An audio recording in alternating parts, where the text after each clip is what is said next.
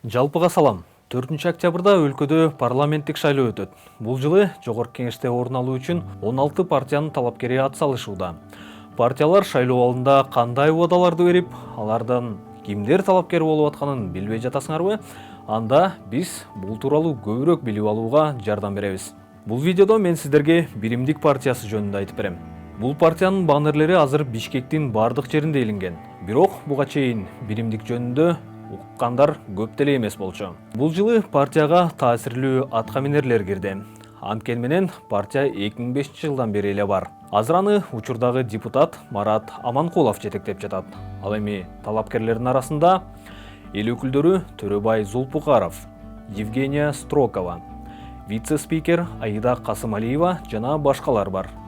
2015 жылы алар КСДП партиясынан депутат болуп шайланышкан. Бирок мурдагы президент Алмазбек Атамбаев жана анын мураскери Сооронбай Жээнбековдун ортосунда карамышы каралагандан кийин депутаттардын көбү азыркы президентти колдоп кетишкен. Натыйжада КСДП ыдырап, эл өкүлдөрү Биримдикке өтүшкөн. Андан тышкары бул партиядан президент Сооронбай Жээнбековдун иниси жана учурдагы депутат Асылбек Жээнбеков да талапкерлигин көрсөтүүдө. Анткени менен партиянын лидери Марат Аманкулов өзү жана жетектеп аткан партиясы да Сооронбай Жээнбековдун саясатын колдоорун жашырган деле жок. Биримдиктин бийликчил деп аталып калышына дал ушул себеп болушу мүмкүн. Биримдик саламаттык сактоо, билим берүү тармагында реформа жүргүзүп, анын ичинде соттордо коррупцияга да каршы күрөшүүнү убада кылууда.